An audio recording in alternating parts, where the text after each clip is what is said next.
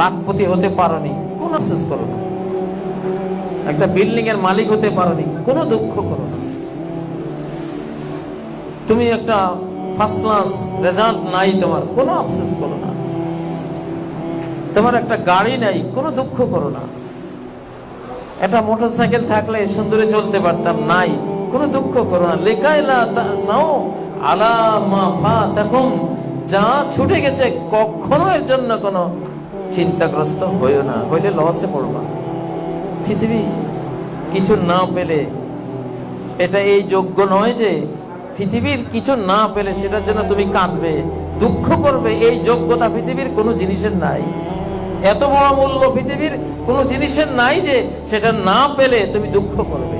তুমি এত বড় মানুষ, এত বড় মূল্যায়ন তোমার, আশরাফুল মাখলুকাত, কুল মাখলুকাতের চেয়ে তুমি এতটা বড় যে এই পৃথিবীর কিছু না পেলে তুমি একটু দুঃখ করবা। আল্লাহ বলতেছেন তোমার জন্য উচিত হয়, তুমি এর চেয়ে কত বড়। তুমি রিক্সা চালক হলেও মরলে 10 পৃথিবীর তুমি বাদশা, কমপক্ষে 10 পৃথিবী। সবার পরে যে জান্নাতে যাবে, সবার চেয়ে ছোট জান্নাতি যে, সেও 10 পৃথিবীর বাদশা।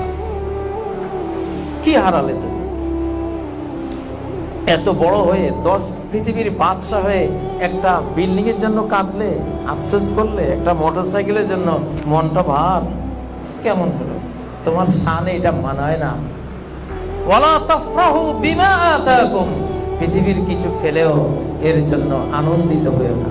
সারা পৃথিবীর বাদশা হলেও আনন্দের কিছু নেই।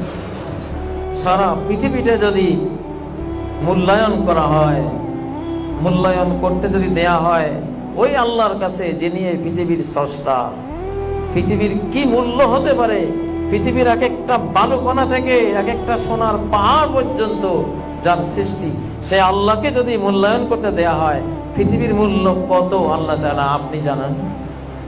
নবীজির মাধ্যমে আল্লাহ জানিয়েছেন একটা মশার ডানার সমানও নয়। মশার ডানার কোনো মূল্য আছে? কোনো মূল্য নাই। মুসলিমরা জাহাজের মতো পানির উপরেই চলে,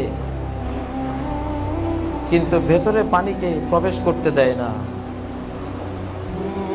আমরা দুনিয়ার উপরে চলব, দুনিয়ার ব্যবসা বাণিজ্য, দুনিয়ার সকল পাওয়ার নিয়ে চলব, কিন্তু দুনিয়াটা অন্তরের ভেতরে ঢুকতে দেব না, মোহগ্রস্ত হব না, দুনিয়ার জন্য পাগল পারা হব না।